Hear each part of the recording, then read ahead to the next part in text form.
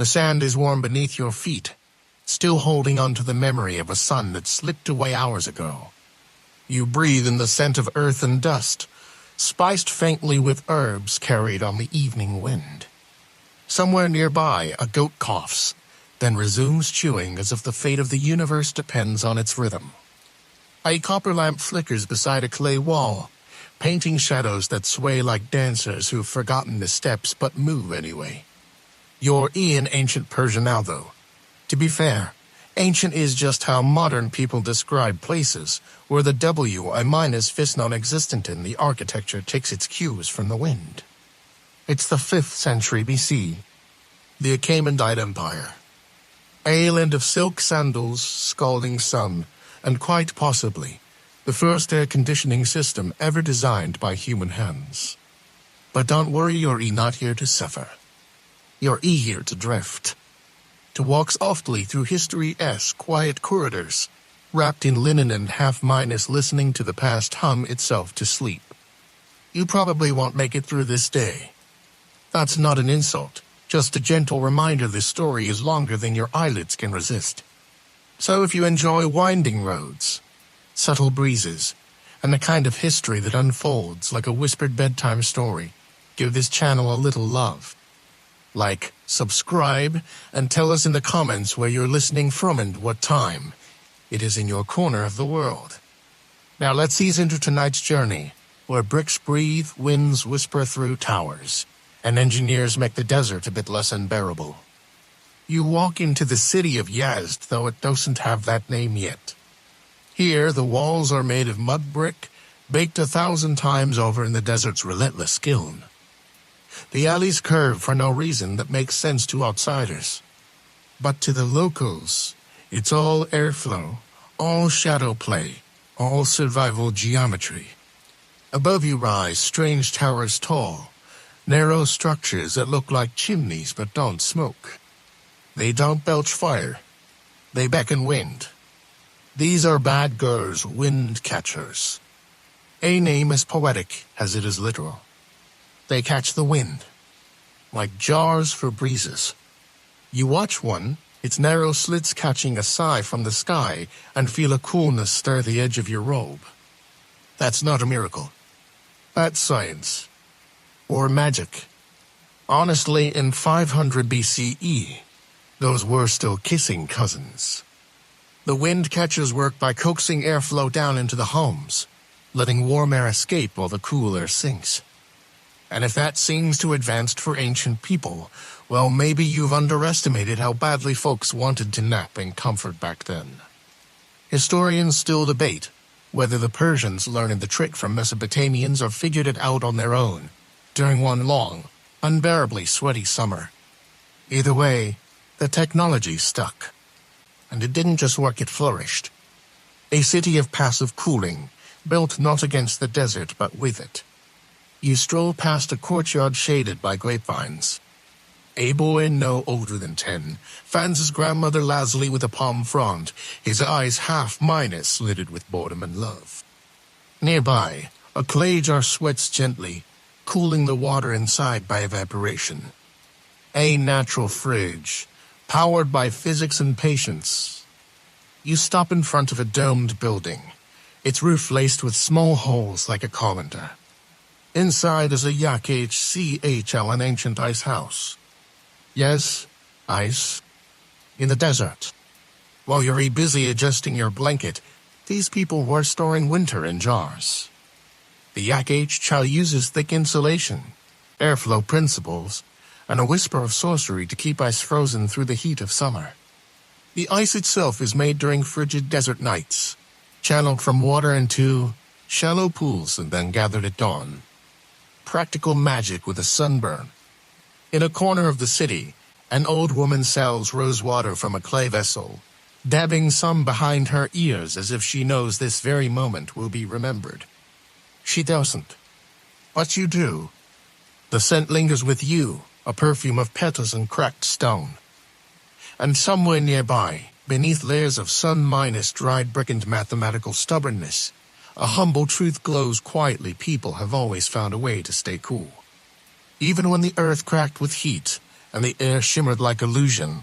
Someone looked up at the wind and said, "Yes, that'll do." You wake up to a sound that isn't yours. Not a digital beep or a highway groan, but the long, dry yawn of a door being opened by the wind. The kind of noise that belongs to old wooden hinges and lives lived slowly. You're still in the city, but this time inside a merchant's house, a proper Persian home with an E1 at its heart. That's a vaulted hall open on one side, where sunlight pools in lazy squares on the foreign cats claim territories like they wrote the deeds. The merchant isn't home, but you're welcome.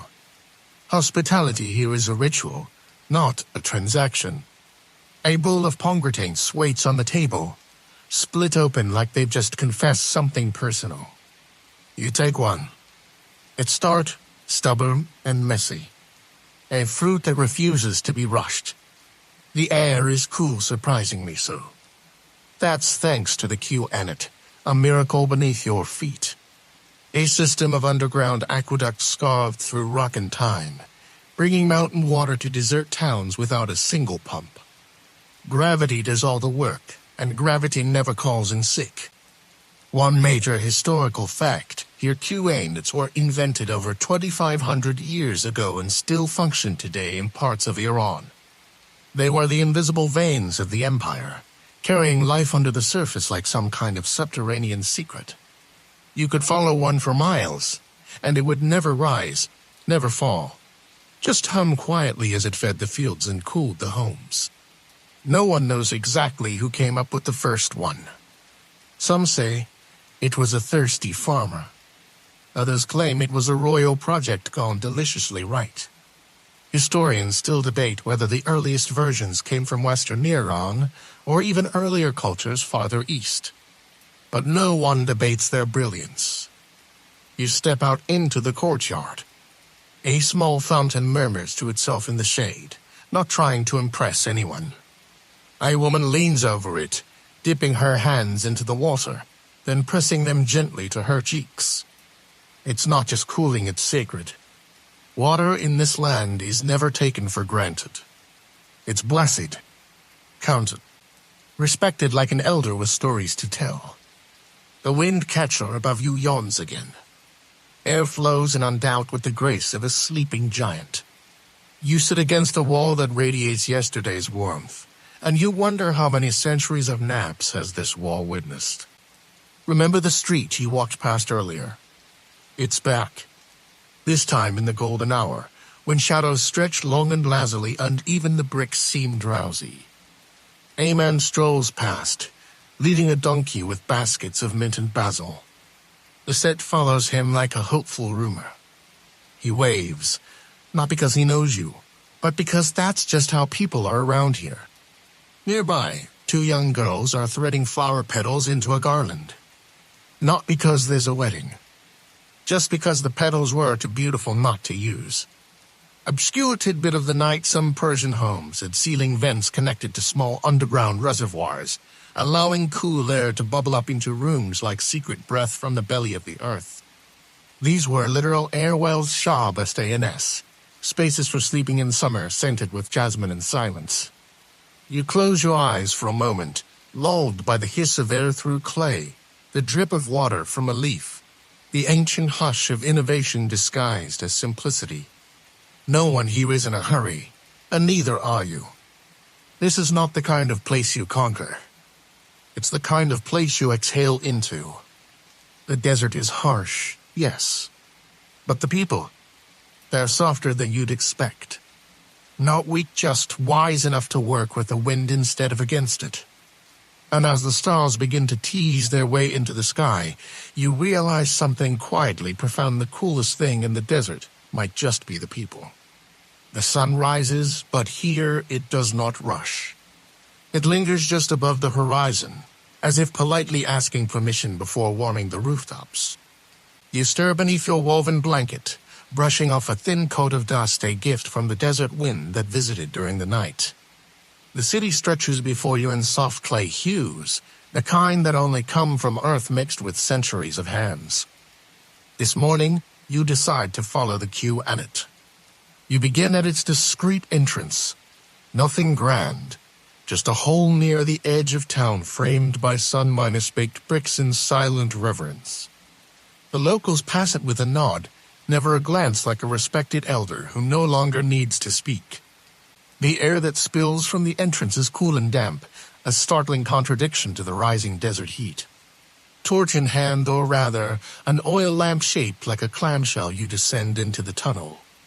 The steps are uneven, carved long ago by laborers who likely didn't dream of being remembered but are, in this moment, your guides. Down here, sound behaves differently. Your footsteps echo not in sharp claps, but soft pulses, swallowed by mud, brick, and time. The queue in a tunnel is narrow, just tall enough for a person to walk upright if they're humble, or too stoop if they carry too much pride. The water trickles beside you in a narrow channel, shallow yet persistent, guided only by gravity and human stubbornness.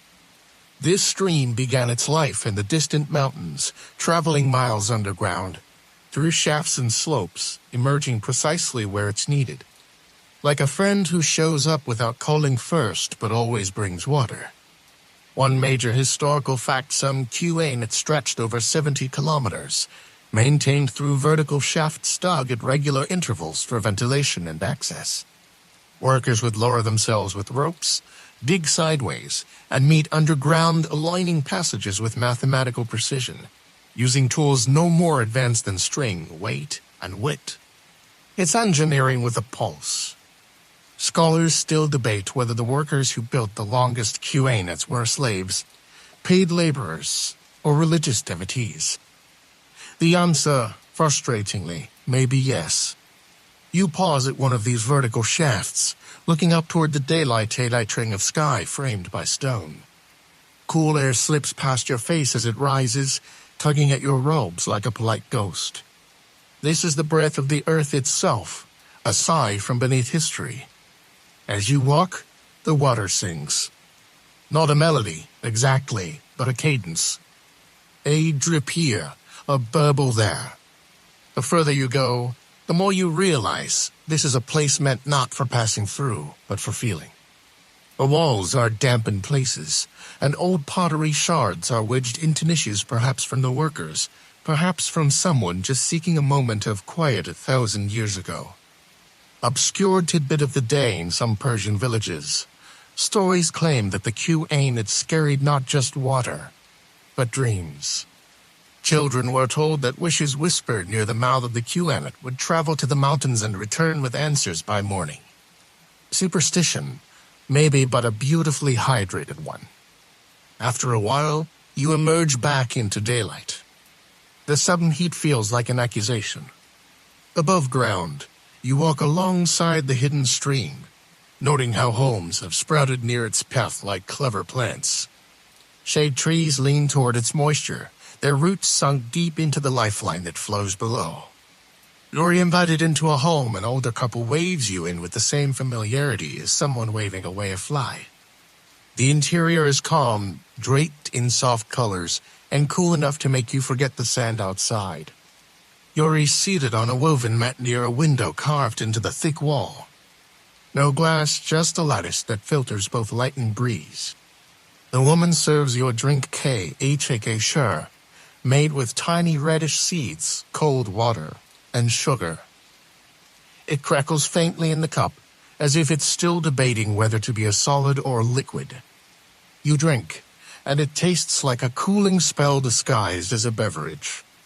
The couple explains, through gestures and smiles, that the water comes from their section of the QAnet.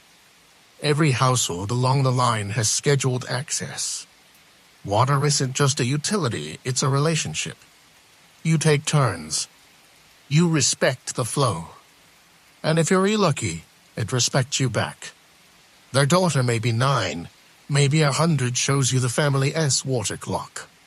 A simple bowl with a hole in the bottom, floating in another bowl. When the small one sinks, time has passed. In this home, time doesn't tick. It drips. Outside again, the sun has fully declared itself. You walk past a school where children are reciting poetry in rhythm with the rustling trees. The teacher holds a reed in one hand and a fig in the other, education and snacks, in that order. As you pass the city walls, a wind picks up, playful and sudden. It passes through your sleeve, through your thoughts, and continues on its invisible way, probably toward another wind catcher, another home, another breath of quiet brilliance. You stop at the edge of a ridge, where the city folds out beneath you like an earthen quilt. Beneath it all, the QNet continues, unseen but always felt, a liquid thread stitched into the fabric of life. And as the breeze tickles your ear one last time, you think maybe the best inventions are the ones that don't need to be seen, just felt. You've now reached the edge of the plateau, where land begins to tumble gently into a valley cradled by sun and silence. This is where the old engineers truly flex their skills. A single misplaced degree of slope in a QNet could mean disaster to steepened floods, to shallowed its talls. And yet, here, thousands of years later, water still moves through this parched world like it knows better than we do. A shepherd greets you with a raised eyebrow and a nod that feels like both a warning and a welcome. A chi is dressed in layers, despite the heat-loosened light minus color to trap coolness against the skin. His sheep, unimpressed by thermodynamics, huddle in the shade of a tamarisk tree, chewing slowly like academics who've seen it all. You walk with him a while, though he speaks only in proverbs. The wind does not ask who you are before it cools your skin, he says. But it will remember if you block its path. You nod. It seems wise, even if it might just mean move. You reach a circular structure made of thick walls and a conical roof. This is another Yarkage Chala Spit, a name that sounds more like a spell than a place. You peer inside. It's vast, hollow, echoing. You half expect your own thoughts to come back wearing mittens. One major historical fact the Yarkage Chal lost just for storage, it was a system. Shallow canals would freeze water at night during winter, and the ice would be moved into the pit before sunrise. The dome above, thick with straw and clay and mystery, would keep it from melting for months. In summer, this ice was used not just to cool drinks, but to preserve food and on occasion to treat feverish children. It was refrigeration by moonlight and math. Historians still debate whether similar structures were used communally or if ice became a trade commodity. In either case, anyone who's tasted cold melon in July owes a thank minus you to some ancient Persian night shift. The shepherd offers you a piece of dried apricot wrapped in a leaf. It's sweet, chewy, and some minus kiss-like candy with a PhD. As you chew, you watch a caravan meandering through the valley. Donkeys carry woven baskets. The travelers wear wide hats and wide grins. Dust rises behind them like history trying to catch up. Obscure tidbits, some desert dwellers stored snow from distant mountains and shaded rock crevices, insulating it with layers of ash and straw. It wasn't ice cream, but it was close. And honestly, that's all anyone's ever wanted. You follow the caravan toward a village that looks like it's been dreaming for centuries. Homes rise from the earth in soft shapes. No harsh angles, just curves, as if they were formed by wind, not hands. A child greets you at the gate, offering a sprig of mint and a daring stare. You take both. Inside, you're led to a bath-a-shea hammam where water and steam meet stone and tradition. The inside is dim, fragrant with eucalyptus and echoing footsteps. Steam curls from a central pool, and the walls are lined with small niches for oil, soap, and gossip. The bath is warm, but not hot. It soothes, rather than scalds. A man scrubs your back with a rough cloth while humming a tune that might be 900 years old. You lose track of time, of place, of purpose. There is only water, breath, and the faint scent of lemons.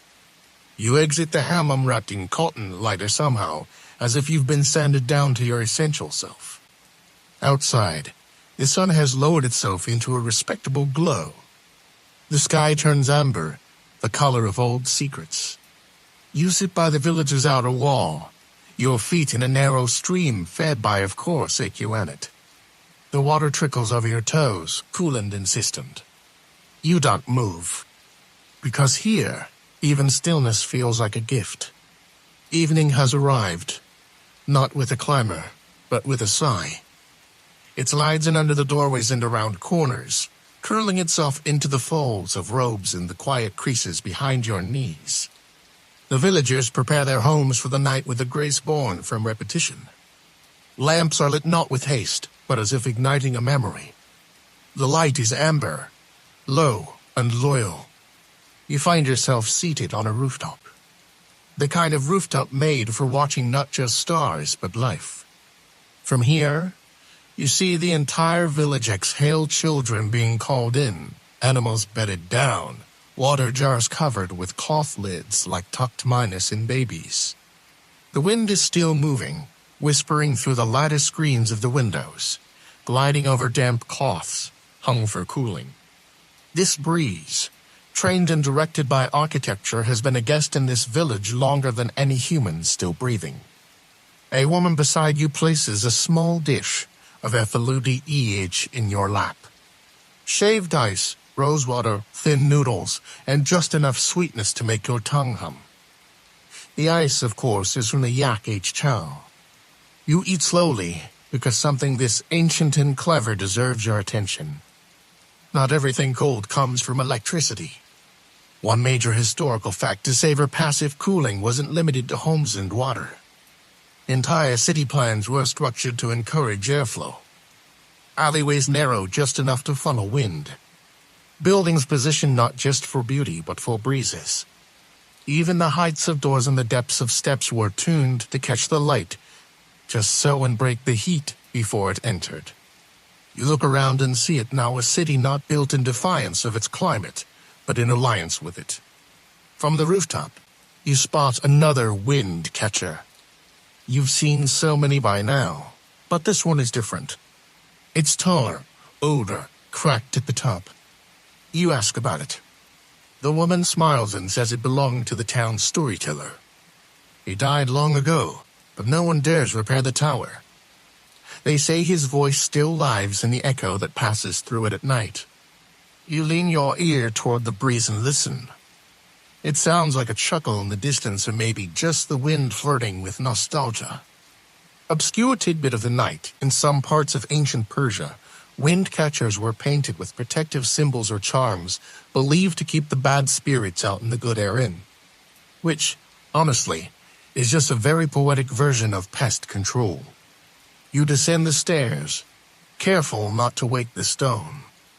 The house below is alive with gentle domestic rhythms. A mother braiding her daughter's hair. A grandfather heating milk. The distant clink of copper cups. Even silence here is texture. You move outside into the alley again, yes, that same one you passed before. It's narrower in the moonlight, more mysterious. You touch the wall and feel the heat from the day finally draining away. The bricks are tired like you, but still holding steady. You pass a shrine tucked into a corner. A small alcove with a flickering lamp in the basin of water. It's not elaborate, just enough. A quiet thanks to the wind, to the water, to the balance that allows sleep to come. Historians still debate whether these shrines were purely religious or served a civic function to symbols of the shared resource of water, perhaps. A communal gratitude. A dog walks past you without interest. It has places to be. You do not. You settle on a bench outside the city gate, where the desert stretches away in velvet silence. A woman tends a small fire nearby, heating flatbread on a stone. She hums. You recognize the tune. It's the same the Cuanet sang underground. You close your eyes, and for a moment, you are not in a historical tour. You are just here, in this place, in this breath, because sometimes coolness isn't a temperature. It's a kind of peace. You awake again at dawn. Not your idea, but the light insisted. It spilled gently through the lattice, pulled at your eyelids, whispered soft promises of new wonder. And so here you are, sitting by a morning fire, drinking tea that tastes like boiled memory and cardamom. A rooster crows somewhere, offended by your presence. Today you are traveling with a water manager, yes, that's a job. A Mirabi, the keeper of the flow. He is short, dusty, and carries a stick that he doesn't need for walking, just for pointing. His voice is gravel wrapped in cotton. You follow him through the valley, where he checks the queue and at outlets like a priest checking altars. One major historical fact: water in Persia was not just essential, it was law. Queues were governed with astonishing precision. Flow was measured, documented, and distributed on strict schedules. The Mirabi enforced this. Water theft was a serious crime. In some villages, worse than stealing livestock. After all, a goat gives milk. But water gives life. You stop at a stone marker half-minus buried in weeds. The Mirabi gestures at it. This is the agreement, he says. It's covered in ancient inscriptions. Not poetry. Not prayers. Just schedules. Water allotments etched in stone. Because while the gods were high and lofty, water was immediate and measurable. As the sun climbs, you visit farms hugging the slope of the valley. Here, the water is released into furrows by lifting a small clay gate. It spreads across the dry soil like a blessing. Children run barefoot through the mud, shrieking with joy. Their laughter is irrigation of a different kind. You kneel to touch the water. It's cool, clear, and tastes of everything that came before. Obscure tidbits: some Mirabius wore specific clothing during the water distribution, robes dyed with indigo, believed to make them impartial and less corruptible. Whether or not it worked is unclear, but they certainly looked trustworthy. You follow the flow down to a mill. It's powered not by a wheel, but by pressure, a vertical shaft driving a grindstone. Flour sifts into baskets like and through an hourglass. The air smells of wheat, stone, and work. The miller offers you a flatbread stuffed with herbs. You eat it slowly, leaning against the wall, watching the Mirabi adjust a sluice gate with the quiet satisfaction of someone doing something difficult very well. Historians still debate whether the role of Mirabi was hereditary, elected or appointed by elders. Some say it rotated annually. Others claim it was a lifetime duty. But all agree without the Mirabi, the system failed. And failure meant thirst. You return to the village at midday. The heat is less forgiving now. People walk slower. Shade is no longer a luxury, it's a necessity. You sit beneath an arbor of gray leaves, fanning yourself with a woven palm.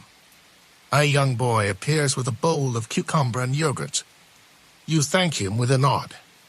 He responds with the rarest thing in the desert, a shy smile.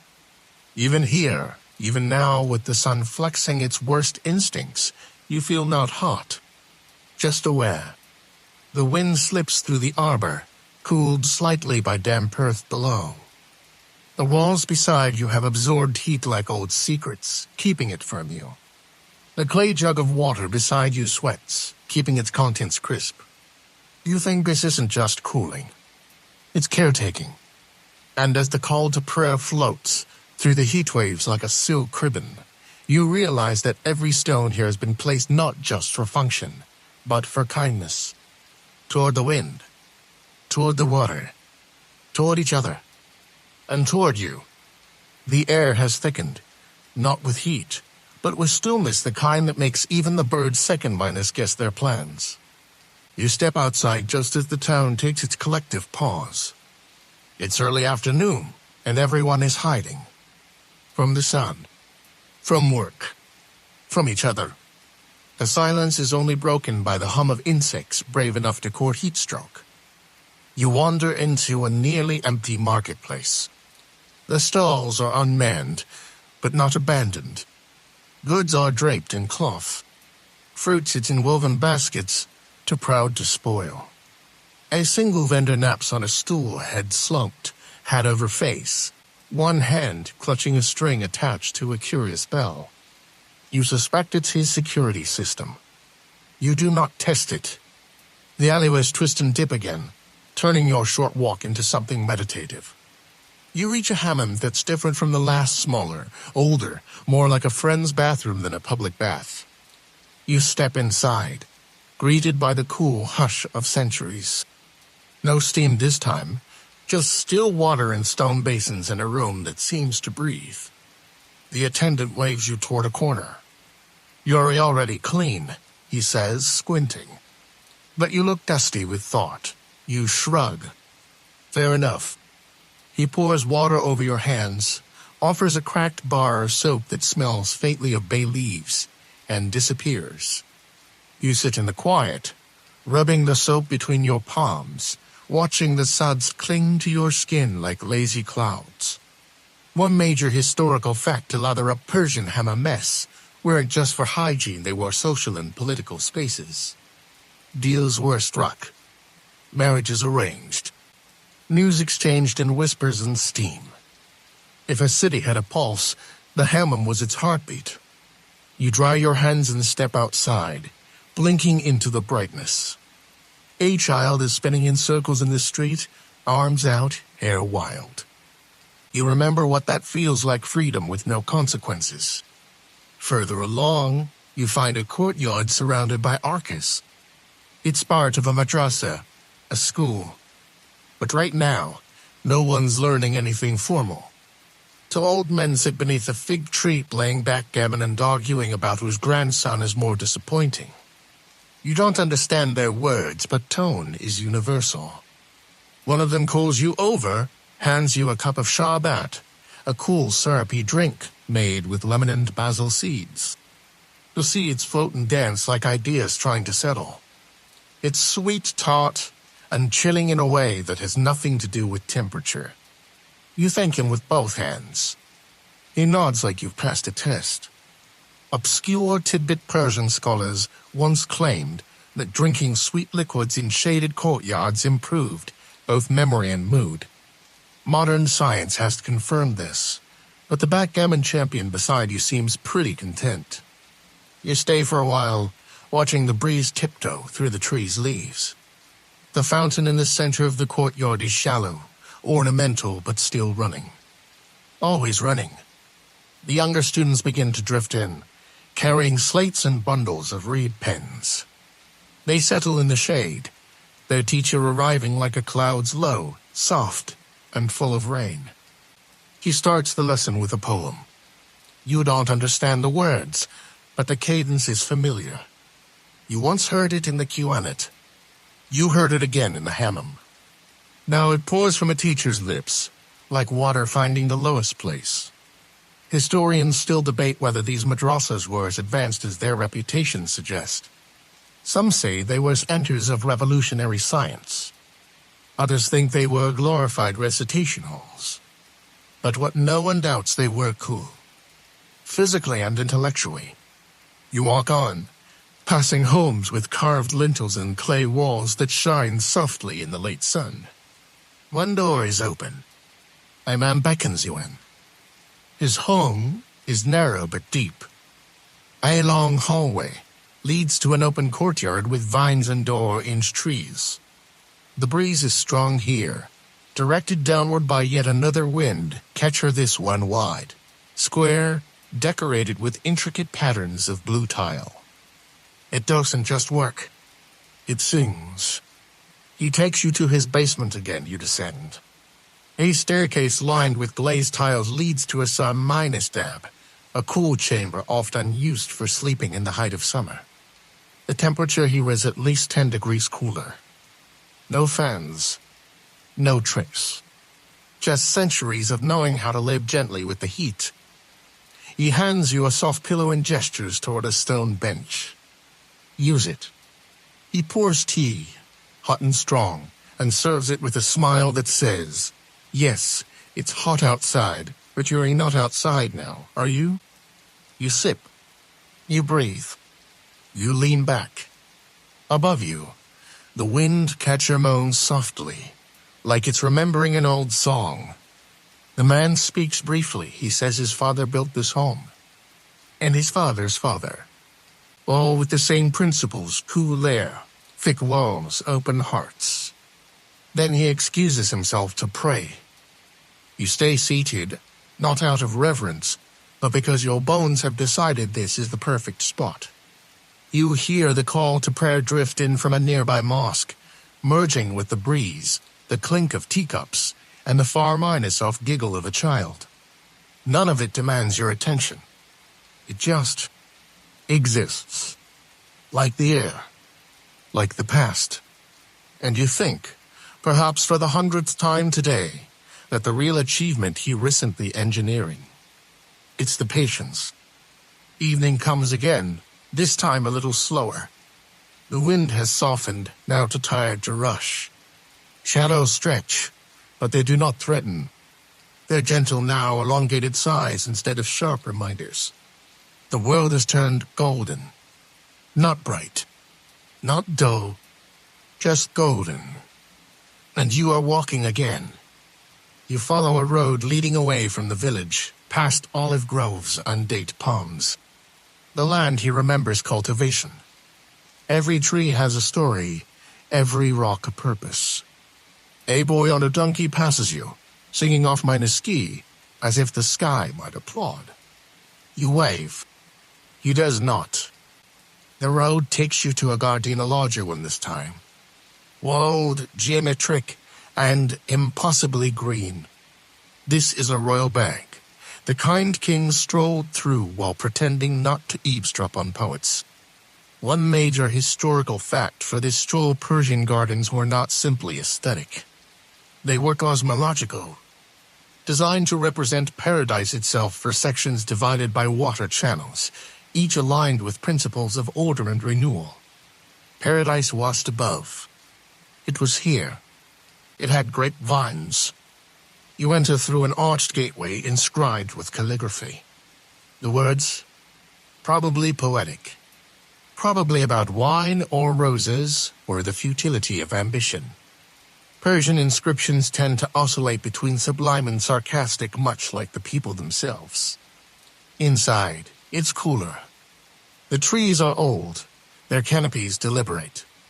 The water channels murmur underfoot, crossing at the center in a small, square basin. It's the quietest crossroads you've ever seen. A gardener waves to you. His hands are stained with mint and soil. He wears no shoes. His eyes are bright. He doesn't speak much, but he hands you a fig straight from the branch. It's warm from the sun, soft from ripeness.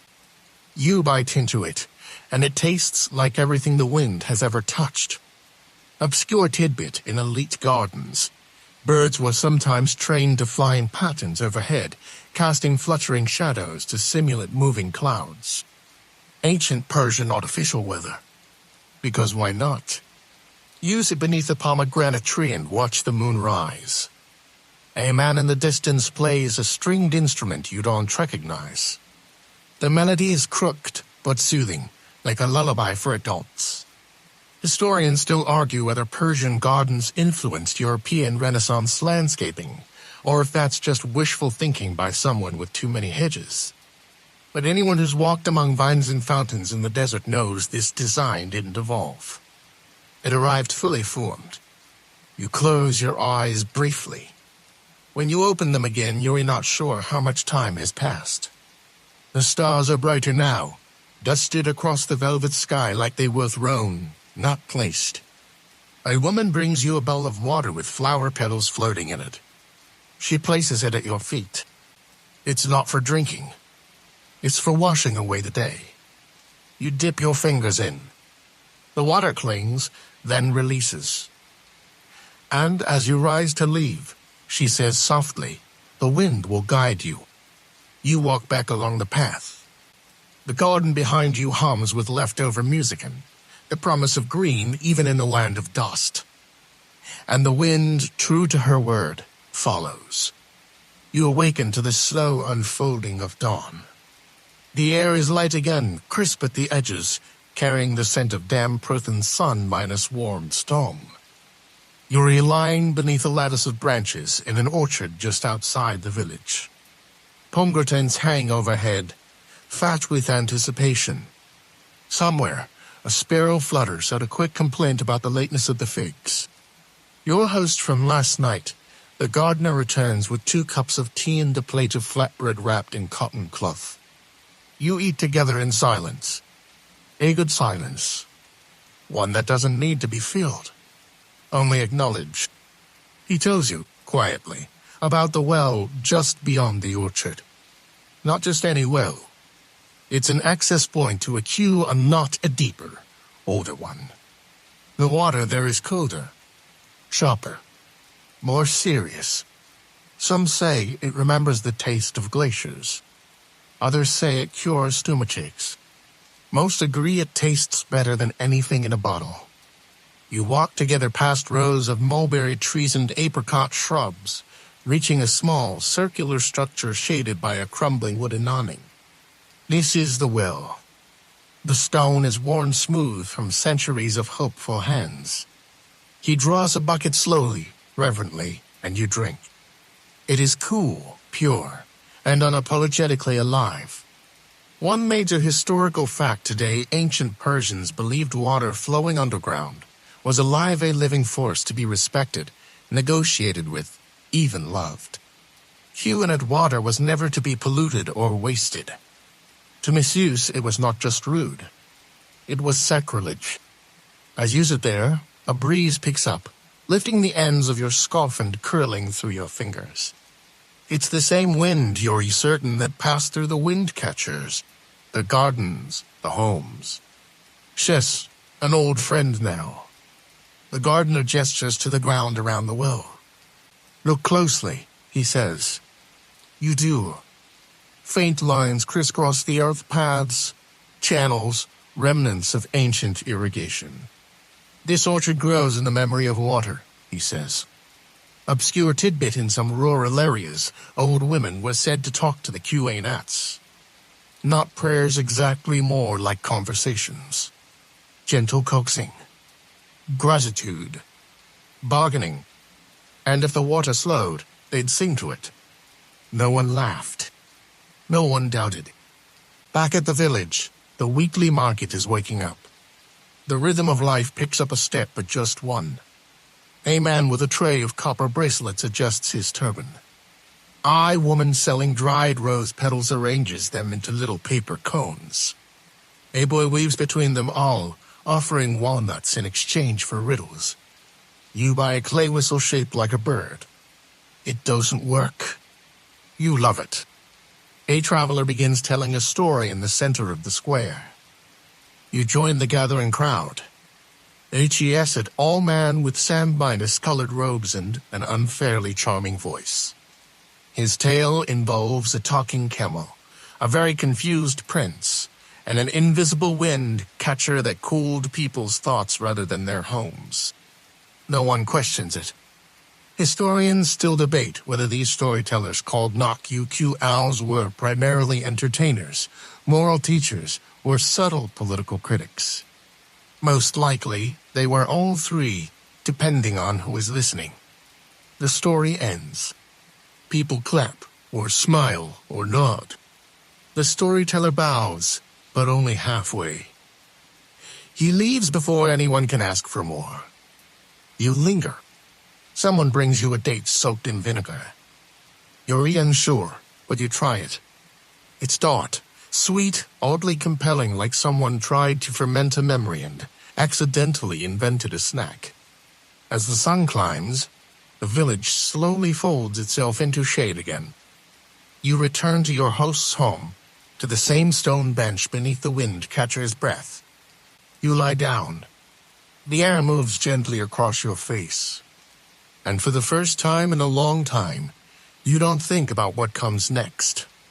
The afternoon stretches out like a lazy cat worm, elongated, unbothered. You're walking through a part of town you haven't seen before. The buildings are older here. Lower. They're brick stucco from age and wind. A few of the wind catchers are leaning just slightly as if tired from centuries of duty. You duck through a short doorway into what looks like an old storehouse. Inside, it's cooler than expected. The walls are lined with shelves of dried herbs, clay pots sealed with beeswax, baskets of salt, and rows of dusty ledgers. A man sits behind a low table, writing with a reed pen and muttering about humidity. H.E.S., the spice merchant and unofficial archivist of the village. His shop smells like every story ever told near of fire cinnamon, clove, old parchment, and just a hint of goat. You ask about the building's design. He launches into a lecture equal parts science, poetry, and personal grievance with modern air conditioning. The ceilings, he says, are curved inward to help direct air flow downward. The floor is sunk slightly below ground level to maintain a more consistent temperature. The walls? 3 layers mud brick, straw, and sometimes sheep's wool. Not for insulation. For dignity. One major historical fact from the spice merchant Persian builders used specific ratios of straw to clay depending on whether they were constructing in Dr. Alley's or humid mountains. Architecture was static. It adjusted. Like clothing. Or moods. He gestures to a jug with a damp cloth wrapped around it. That's the coolest water in the village, he says proudly. Because it's where the wind meets the earth. You try a sip. It's cold enough to make your teeth flinch. Obscure tidbits: some merchants bury jars of water mixed with saffron and cardamom in the earth during summer. They believe the flavor aged better underground like wine, but for staying awake. You purchase a small pouch of dried lime and rose. He throws in a sprig of thyme for luck, though his tone suggests it's more for your fashion sense. You step back outside. The street is quiet, but not empty. Aked walks beside you, disinterested in your approval. You pass a man repairing a sandal using what looks like a fishbone and for kinds of stubbornness. Ahead, an old bathhouse sits unused. Its doors cracked, its dome covered in moss. You peer inside. The space is empty now, but once it must have held laughter, steam, and so minus slick secrets. You imagine the condensation clinging to the walls, the echo of water poured from brass kettles, the long, slow conversations about who said what and why it probably was true. You walk deeper into the room. The temperature drops. Even abandoned, the structure obeys its training. Thick walls curve over you, sheltering light and sound. You sit on the edge of the cold stone basin and feel history settle around your shoulders like a damp shawl. Historians still debate whether these old Hammames fell out of use due to water scarcity, changing customs, or government regulation. It's likely all three. But something in the silence here feels deliberate, as if the Bathish chose to retire on its own terms. You step back into sunlight. Farther down the path, a group of girls is playing a game involving stones and clapping. One of them pauses to offer you a clay cup filled with something green and gritty. You sip. It tastes like mint, cucumber, and possibly revenge. You smile and thank her. The girls continue their game. The wind continues its song. And you just for a moment forget the name of the city you came from. It's not important anymore. There's only this place, this breeze, this long exhale of an afternoon. And you walk on, carried forward by the quiet wisdom of ancient stone. You find yourself waking to birdsong, but not the kind that demands attention. These birds, sparrows, doves, maybe something else unbothered by names, sing like they're sharing secrets too old to matter. You are in a courtyard again. They all feel familiar now. This one is square, lined with jasmine and morning glory vines that cling lazily to mud brick walls. A small fountain trickles steadily in the center, the kind of sound that rewrites your thoughts mid-sentence. Your host this morning is a schoolteacher. She pours tea with two hands and speaks softly, like someone who prefers ideas to arguments. Her home is small but precise. Everything has a place, including you. She shows you her favorite corner, a stone bench beside a breeze path. There's a small, almost invisible hole in the wall, perfectly placed. A vent that channels morning air into the room like a letter from the sky. One major historical fact: the orientation of homes in traditional Persian cities was no accident. Builders used astrolabus and sun charts to align courtyards and rooms in harmony with prevailing winds and seasonal changes. Even the vents had a calendar. You sip your tea and lean against the wall. She tells you about her students, how they nap in the shower basin on hot days, how they argue about whose grandmother makes the best quince jam, how one of them tried to build his own wind catcher using clay pots and his mother's laundry basket. You ask if it worked. She smiles. Not yet. Obscure tidbit: in some schools, students were required to memorize not only poetry and arithmetic, but the principles of airflow. Yes, airflow. Because every citizen was expected to contribute to the cooling of their home and, by extension, the city. Climate literacy. 5th century BCE style. You're invited to visit the school, a short walk down a shaded alley where grapevines droop like tired eyebrows. The building is plain but clever. Its roof is domed, its windows are narrow slits, and its walls pulse with thick, earthen calm. Inside, students sit cross-legged on woven mats, reciting verses and fanning themselves with palm leaves cut into fish shapes. The teacher points out the wind path, the way air moves through the windows, kisses the water jars, and escapes through vents at just the right angle. You feel it. It brushes your ankle like a cat. One student offers you a carved pebble. It's for remembering, he says. You ask what? He shrugs. Whatever you want. You keep it. Outside again, the sun has climbed high, but you're not concerned. The alleys are shaded. The air is moving. You walk past a row of homes with wind catchers like steeples. Each one slightly different. Square, octagonal, slanted, split. Like a parade of clever hats. One home has a rooftop garden, potted figs and a stubborn mallow. A man waves you up. HES repairing the vent screen with bits of reed and thread. You sit beside him, watching his fingers work. He tells you about a summer years ago when the wind failed for 3 days. No movement. Just heat.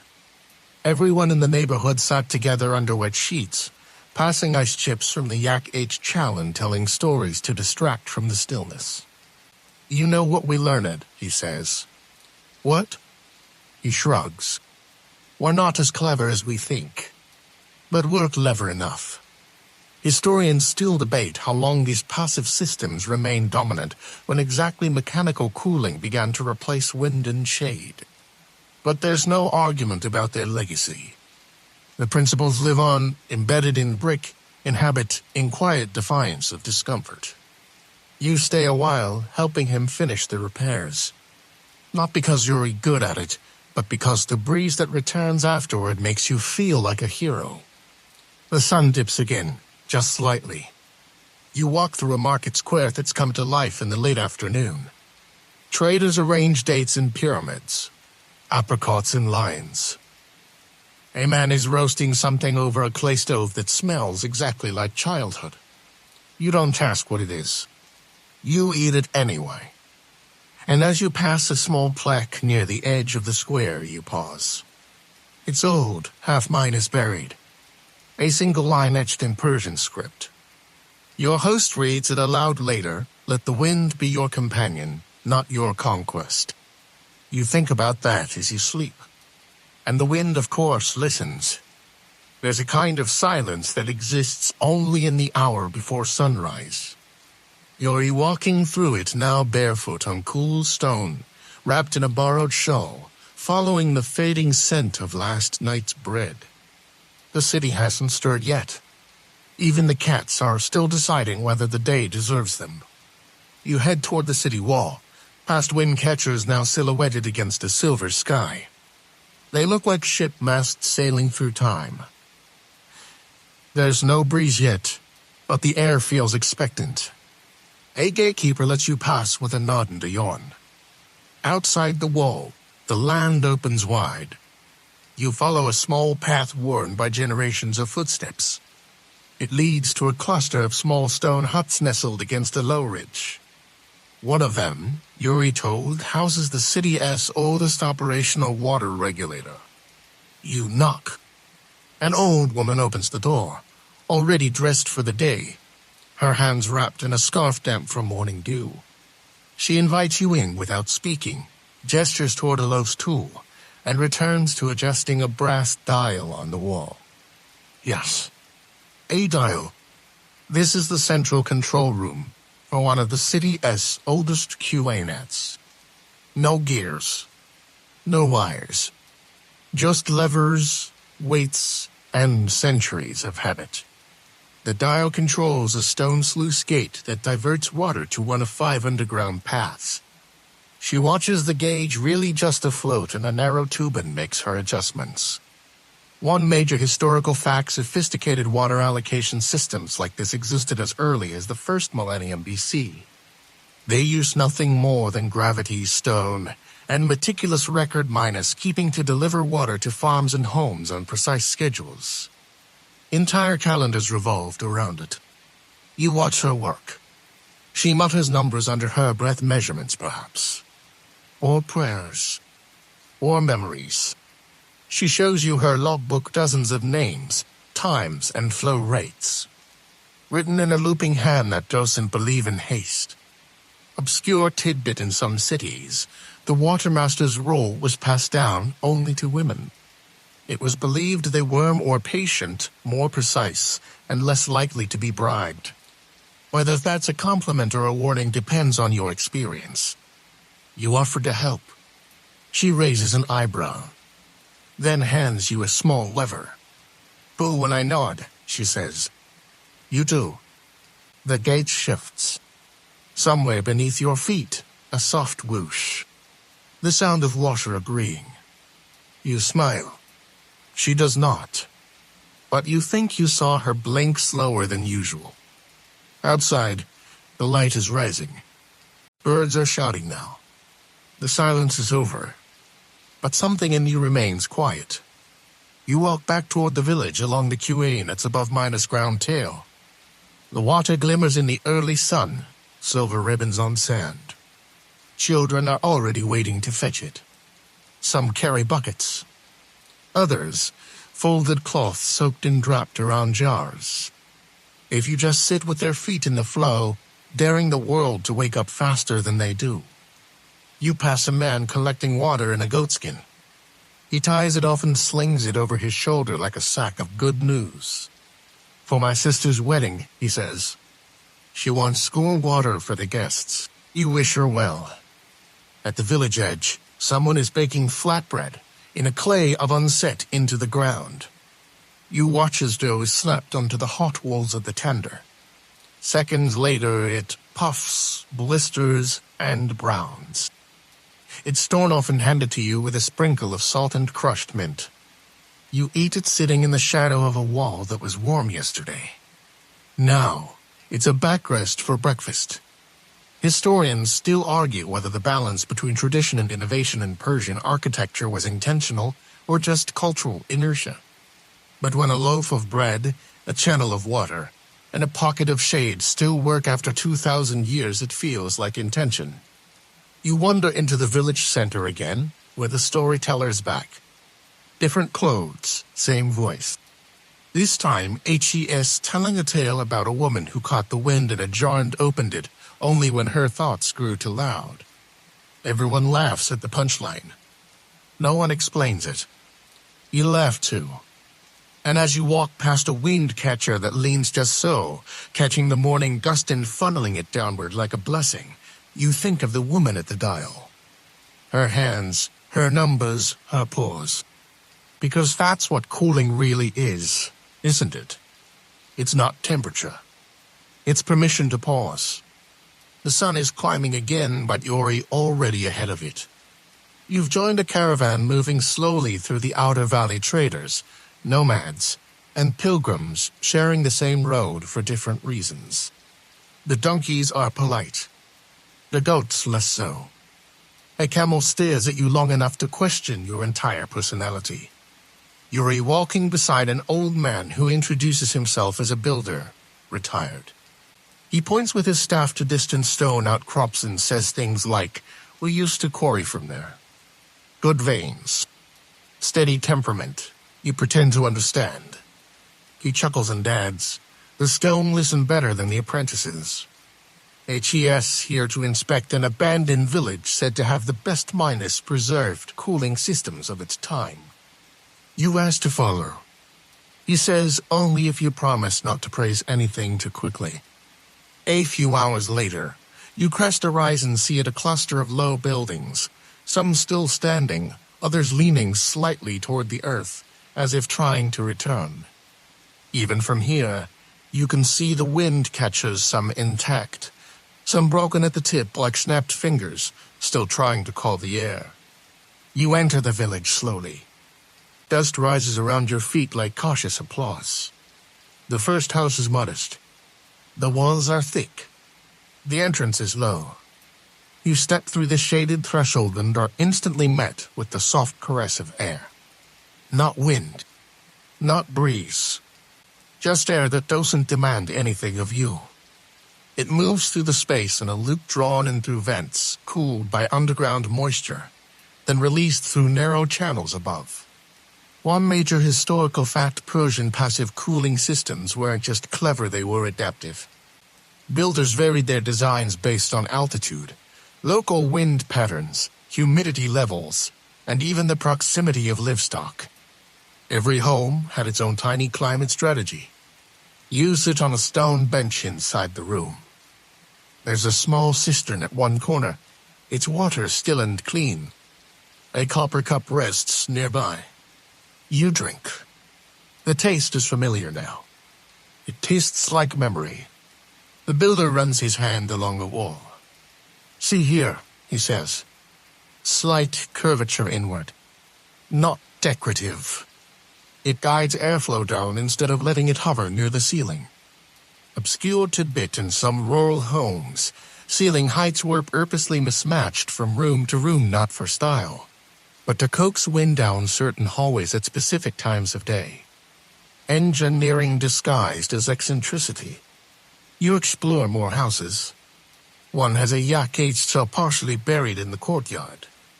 The dome collapsed, but the base remains a Kuliko chamber that size when you step near. Another has a SAR- stab beneath it, still breathable after all these years.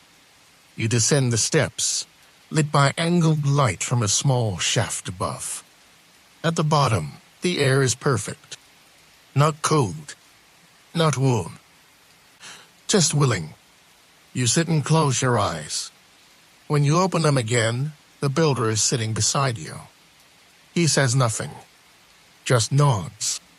Historians still debate whether the abandonment of villages like this was due to changing trade routes, environmental shifts, or political turmoil. But standing here, breathing in its still functioning cooling system, you think it washed because it stopped working. Outside, the caravan is resting. Traders nap beneath awnings. Someone is telling a story about a lion that fell in love with a well. The punchline is too regional to follow, but it makes the camels laugh. You help set up camp. A fire is built low and slow. Water is poured into earthen basins. Bread is unwrapped from cloth. Someone places fresh mint on your tongue, says it helps with heat and homesickness. As evening arrives, the builder offers you a rolled a plan. A diagram, he says, of how to build a bad GIR with nothing but bricks, reeds, and hope. You thank him. You don't deserve it, but he hands it to you anyway. That night, you sleep under the stars beside the bones of the old village. The wind catchers overhead creak faintly in the dark. They're still listening. still catching what little wind the world offers. And in your dreams, you build a home with nothing but silence and airflow. You wake to a sound that isn't a bird, or a breeze, or even the predictable groan of a waking camel. It's music. A reed flute, high and mournful, meandering through the morning like it has nowhere to be. You sit up slowly, blanket around your shoulders, and find the flutist seated near the fire, eyes closed. No audience. Just playing for the day itself. You eat breakfast in silence, flatbread, cheap cheese, honey scraped from comb, and water so cold it makes your teeth reconsider their loyalties. The caravan is packing up. People nod to you like you've always been there. The builder has already gone, leaving behind a note, "Don't trust a wind that doesn't pass." You laugh, then fold the note and put it in your bag. Today, you're returning to the city. The path is familiar now. You know the leaning trees, the shaded ridges, the turn where the wind picks up around midday and teases the hem of your robe like a child asking to be carried. You arrive as the sun reaches its proudest angle. The city is glowing. The rooftops shimmer like someone polished every brick. You pass through the gate without question. Your feet carry you to a public square wide, tiled space flanked by arcades and fountains. Water flows here not in channels but in quiet artistry. Jets are clumsily from carved lions. Pools reflect clouds that look too lazy to move. People sit in patches of shade, fanning themselves or watching shadows do the same. One major historical fact: Persian public squares were designed with cooling in mind. Trees, water, and stone were arranged to invite wind and repel glare. Even the layout of surrounding streets was angled to funnel breeze through the heart of civic life. You sit at the edge of a pool. A boy nearby dips his hands and flings droplets into the air, watching them catch sunlight like fireflies. His grandmother watches from a bench, not correcting him. Obscure tidbit Persian poets often compared cool water to truth. Slippery, necessary, best when shared. You walk slowly toward the bazaar now pulsing with life. The air here is heavier, scented with spice, sweat, and smoke. But even here, wind catchers peek above the rooftops, whispering relief into tucked minus-away shops. One seller fans himself with a bundle of dried basil. Another pours rose water into a copper bowl, placing it beneath a small lattice to cool. You buy nothing. You just let the wind guide you. You find yourself standing before a mosque not grand, but elegant. Its tilework glows blue against the sky. You enter, shoes off, and step into a shaded courtyard. A central pool reflects the minaret.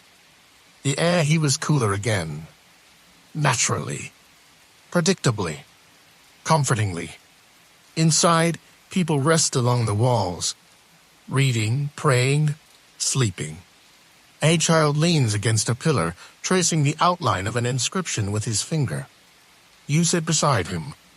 He doesn't move. The call to prayer echoes through the chamber. Not loud, not insistent, just there. You bow your head not out of obligation, but because the air here has asked you kindly to be still. Later, you walk back through the streets, past homes with wind catchers, past a boy watering the street in front of his home with a bowl. It keeps the dust down, he says, and the heat. You believe him. Back at your host's home, you're handed a plate of melon and cheese. The melon is cold. Not refrigerator minus cold.